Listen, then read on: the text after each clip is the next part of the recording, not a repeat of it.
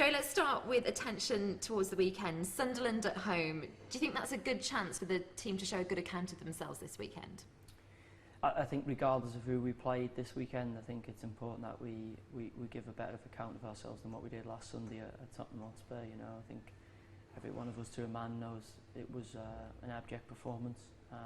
Hopefully there's very few of them this season, and we have to bounce back and show what we have in and amongst this group. And I think we were very disappointed because we know there's a lot more than what we showed. If you could pinpoint anything from that defeat that went wrong, what would you say it was? It's very difficult, as you can imagine, in the week that's sort of preceded it. You're thinking you've done everything right and you're doing the right things, and then obviously afterwards, when you have such a disappointing performance, you go away and probably overanalyse and look for as many different excuses as you can. And I don't think there was one thing. I think it was accumulation of a bad day at the office and a number of small things going wrong. You know, in this league, you've got to very quickly put that right. If you don't, you know, it's unforgiving. There's no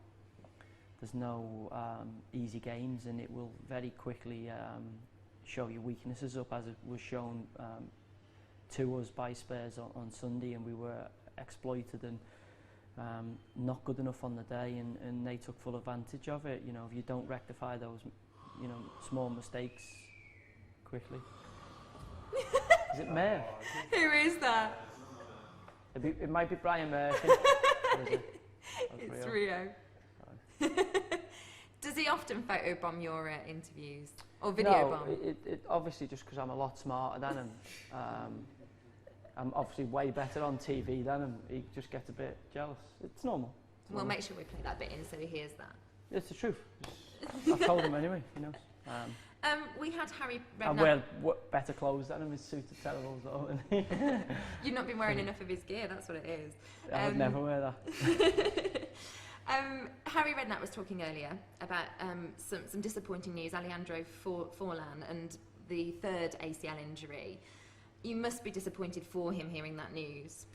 Yeah, obviously when I learned we'd lost the game on Wednesday night, and I realised Ali had been taken off injured, the first text I sent was not to the lads about what happened about the game, was to Ali, like, are you okay?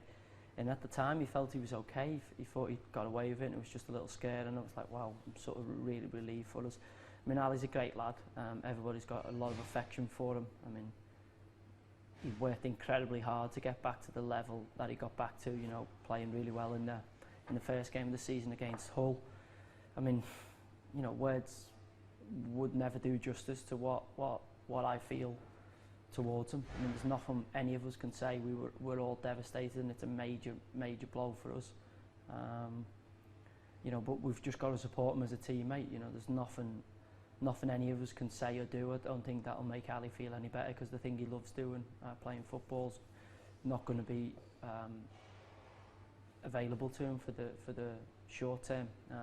I'm confident, as he's done with the previous ones, he'll bounce back and be strong, but it's an incredibly unfortunate set of circumstances for him. And if it was a lesser man and a lesser person, you may well think, oh, you know, it might be very difficult to come back from it. But knowing Ali the way we do, knowing the strength of character, strength of spirit, I've absolutely no doubt in my mind he'll come back from this and come back to the level he was at before.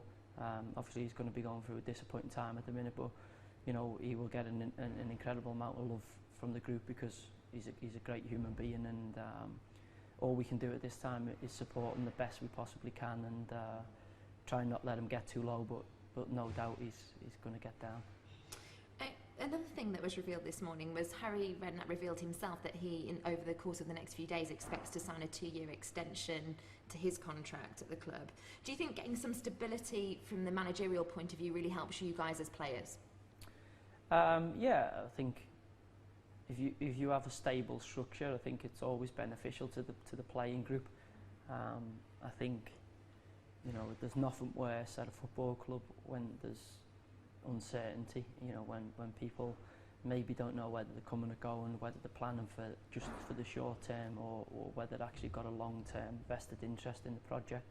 I think stability is always a key thing if you can get it. And I think, you know, certainly in my short time at the football club, I've had 3 managers in 3 years. You know, Neil Warnock when I first came, then Mark Hughes after that, and obviously Harry.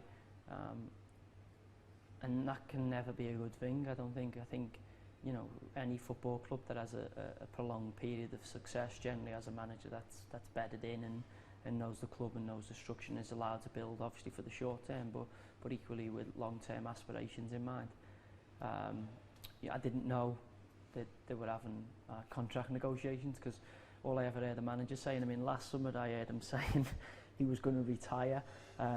Obviously, he'd said Bobby's goal had put pay to his retirement plans. So, I mean, it's nice to hear him actually talking about wanting to manage beyond the short term. You know, he's got a fantastic experience in the game. He's 68, well, that's what he says he is.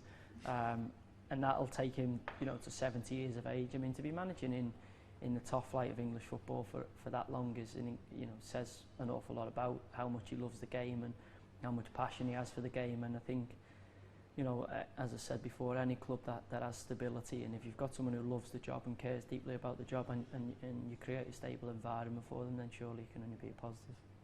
We all know that Harry loves a bit of deadline day action, don't we? Transfer deadline day. Does he? I think so. He likes winding down that window of his. Do you follow the stories? Yeah, you do, because, you know, first and foremost, I'm a football fan. You know, I'm someone who loves football deeply, and you get excited because you think, well, you know, selfishly, what kind of new players are you going to be playing with? Obviously, you know, it's always exciting when you hear yourselves linked with good players or good names, because that will improve the squad and improve the group. But then it's equally as interesting to see what other teams are doing.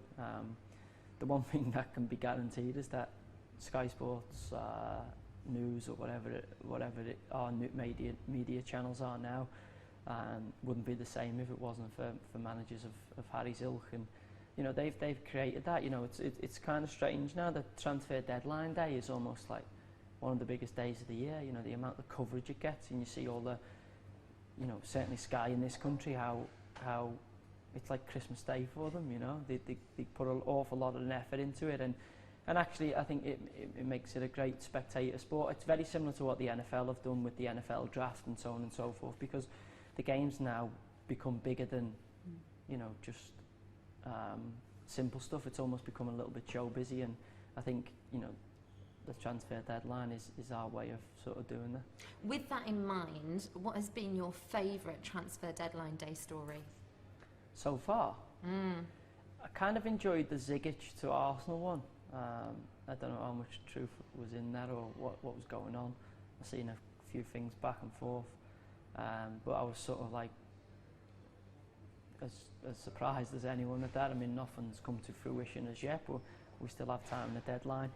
And then, I don't know, I'm surmising there'll be a few more balmy ones in the next 24, 48 hours. I'm surmising there'll be a few ones that people just don't expect. I mean, you know, when you see the likes of Leicester City taking Esteban Cambiasso, who's a fantastic player, had a fantastic career, played for some incredible clubs, and then he goes to Leicester, you're like, wow, if that's possible, you know, sort of anything's possible for anyone. So it'll be interesting to see what the next couple of days hold in store. No doubt it'll spice up, as it tends to do in the last couple of hours. Why they do it, I'll never know. I mean, why you've got all summer to do your business, and people wait for the last 2 hours of the transfer window, and must drive the people in the form filling in the FA insane by trying to get stuff rushed through. And speaking of which, one of your players apparently has gone missing. Who? We lost? Vargas. Have you not heard from him? Harry said this morning no one's heard from him. Yeah, I don't know. I'm surmising if the manager doesn't know where he is, and there's very little chance I'll know where he is. There's generally, you know, usually international clearance or work permits and so on and so forth with players from outside the EU. So I'm surmising it's not as straightforward as a player transferring from within the country. You know, you just get driven to one place and just rock up and sign. But yeah, it'll be nice of him to come back and join in with the group since we've signed him. Here